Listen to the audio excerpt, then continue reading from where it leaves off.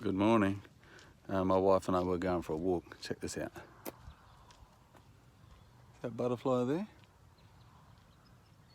Don't you just love God's creation? He's probably been there all night hanging upside down. Imagine if you were to hang upside down all night long on a branch. So the little wifey, she's took off out front up there. She thinks she's going to get a win, I think, but I'll catch her.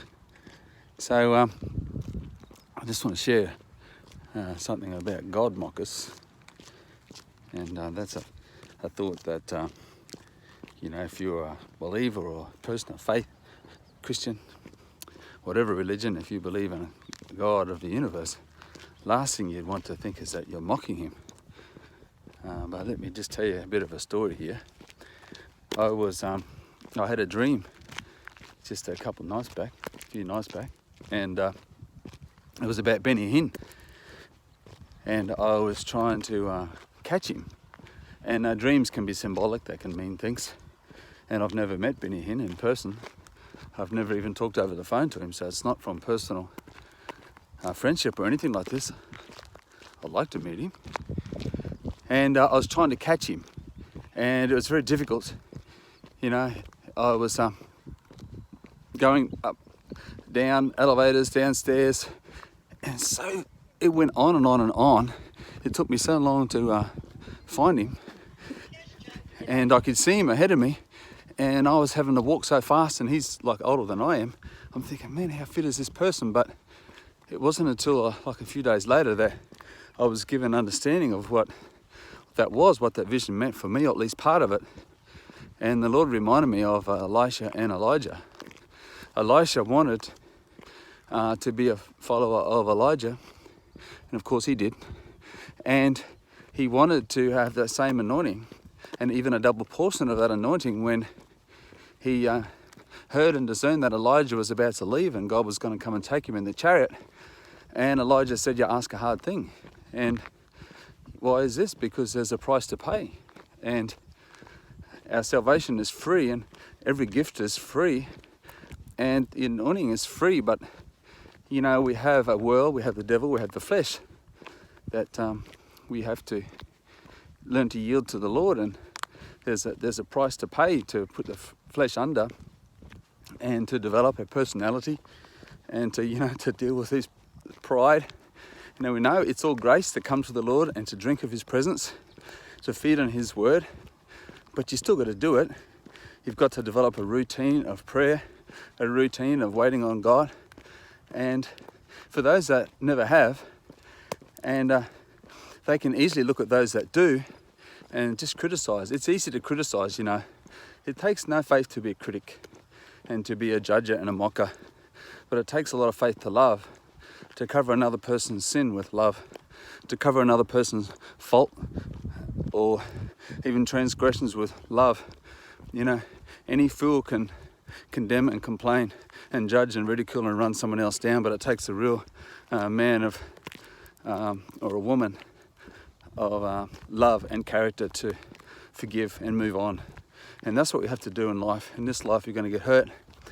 And I look at Benny Hinn, and he has carried and is still carrying just one of the greatest healing anointings maybe this world has ever seen.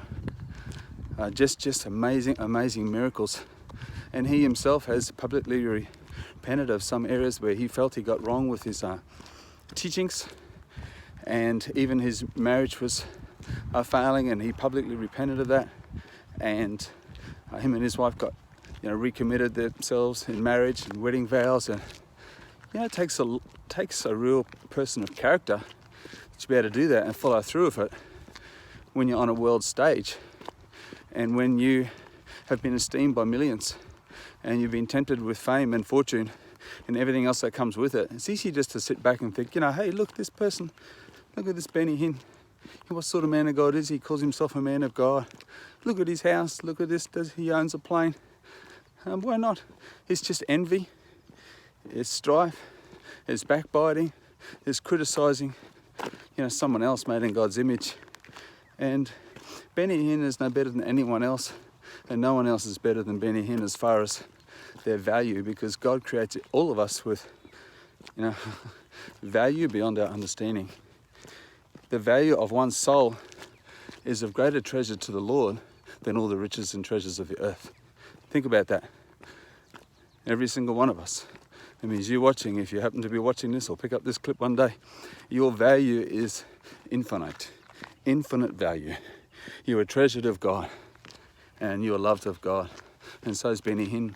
I really love and cherish him. I remember times where me and my wife used to sit in front of the television with Benny Hinn and we'd just see the miracles and we'd see him touch people. God would touch people through him and he'd have such words of love and encouragement for them. He wouldn't judge the people and we would be physically moved, to tears.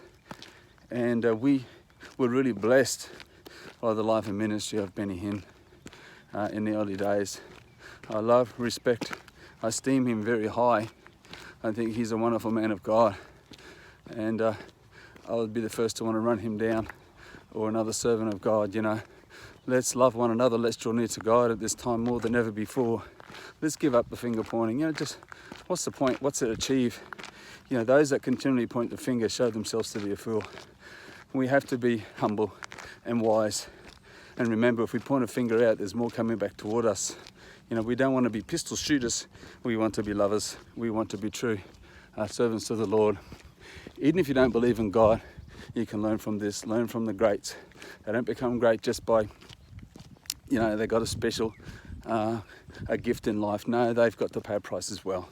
Everyone has to pay some sort of price to get anywhere in this life because there's so much opposition. So God bless you. I hope that encouraged you today. I better catch up with wifey.